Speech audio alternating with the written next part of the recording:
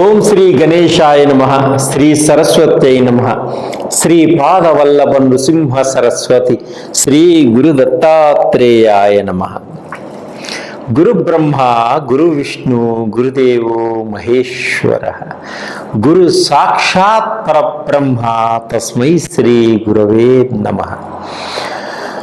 ఓం అసాధ్య సాధక స్వామి అసాధ్యం తం కిం వద రామదూత కృపా సింధో మత్ కార్యం సాధేన ప్రభో. జ్ఞానానందమయం దేవం నిర్మల స్ఫటికాకృతిం ఆధారం సర్వ విద్యానాం హయగ్రీవముపాస్మహే. శ్రీ గురుదేవోభ్యాయ నమః. ప్రేక్షక మహాశయులకు నమస్సుమాంజలులు. 2024 ఆగస్టు నెల ద్వాదశ రాశుల యొక్క మాస ఫలితములను గోచార రీత్యా ఏ విధముగా ఉన్నది మనం తెలుసుకుందాం. అలాగే ఆగస్టు మాసంలో గ్రహాల యొక్క స్థితిగతులు ఏ విధముగా ఉన్నాయి ముందుగా మనం తెలుసుకుందాం. కుజుడు గురువు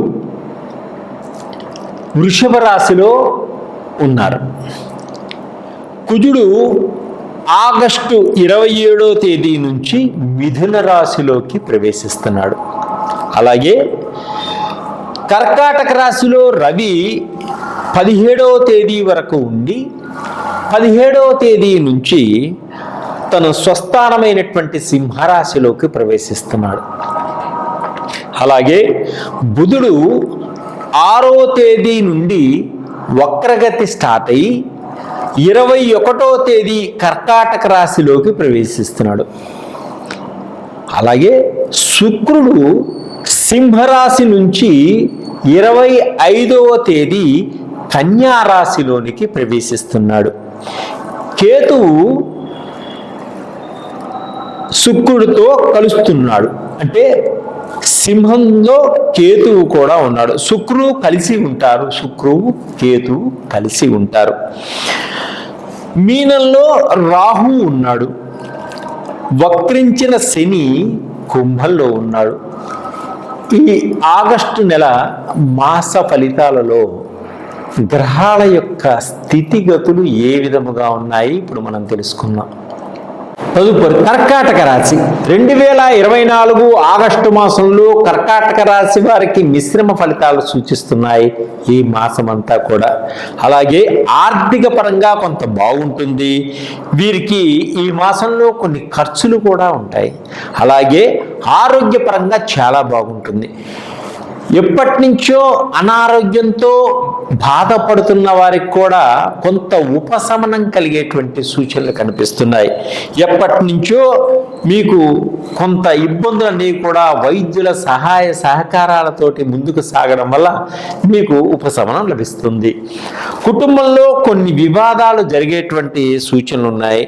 మనస్పర్ధలు ఏర్పడేటువంటి సూచనలు కూడా కనిపిస్తున్నాయి. చాలా జాగ్రత్తగా ఉండండి, మౌనంగా ఉండండి. ప్రతి మాటని కూడా ఆచితూచి మాట్లాడండి. అందరితో కలిసిమెలిసి ఉండండి. పెద్దలు ఏమన్నా కూడా కొంత పట్టించుకోకుండా చాలా జాగ్రత్తగా నడుచుకోండి. వారికి ఎదురు చెప్పకండి.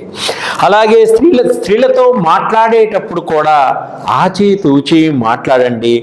ఆఫీసుల్లో స్త్రీలతో కూడా చాలా జాగ్రత్తగా వ్యవహరించుకోండి. బయట స్త్రీలతో కూడా చాలా జాగ్రత్తగా ఉండండి. మీ రహస్యాలు ఏవి కూడా వారికి చెప్పవద్దు, ఇబ్బందులు కలుగుతాయి. అలాగే సంతాన పరంగా కూడా చాలా బాగుంటుంది. సంతాన యోగం కూడా ఉంది ఈ మాసంలో. ఎప్పటి నుంచో సంతానం కోసం ప్రయత్నాలు చేస్తున్న వారికి కూడా మంచి యోగదాయకంగా ఉంది. అలాగే రాజకీయ నాయకులకు మంచి గుర్తింపు ఉంటుంది. సమాజంలో ఒక గొప్ప వ్యక్తిగా మిమ్మల్ని గుర్తించడం కూడా జరుగుతుంది. అలాగే నిరుద్యోగులకు ఉద్యోగాలు దొరుకుతాయి. ఎప్పటి నుంచో మీరు అనుకున్నటువంటి కోరికలు కూడా నెరవేరుతాయి. విదేశాల్లో ఉద్యోగం కోసం ప్రయత్నం చేయాల్సిన వారికి గల్ఫ్ కంట్రీస్లో ఉద్యోగం కోసం ప్రయత్నం చేయాలనుకునే వారికి కూడా దుబాయ్ కంట్రీల్లో వాటిల్లో కూడా తప్పకుండా మీకు ఉద్యోగం వచ్చేటువంటి అవకాశాలు బాగా కనిపిస్తున్నాయి.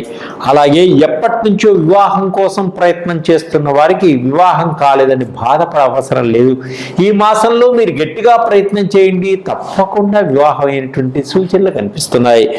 ప్రేమికుల మధ్య మంచి అవగాహన ఉంటుంది. పెద్దలు మీ వివాహానికి అంగీకరిస్తారు. తప్పకుండా మీ వివాహం అయ్యేటువంటి సూచనలు కనిపిస్తున్నాయి. అన్నదమ్ముల మధ్య, అక్కా చెల్లెళ్ళ మధ్య కొంత సమస్యలు వచ్చేటువంటి సూచనలు ఉన్నాయి కాబట్టి ఆస్తి పరంగా కొంత జాగ్రత్త వహించండి. అన్నదమ్ములకి కొంత విరోధము ఏర్పడేటువంటి సూచనలు కూడా కనిపిస్తున్నాయి.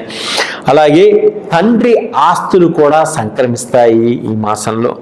సినిమా రంగం వారికి, టీవీ రంగం వారికి అనుకూలంగా ఉంటుంది.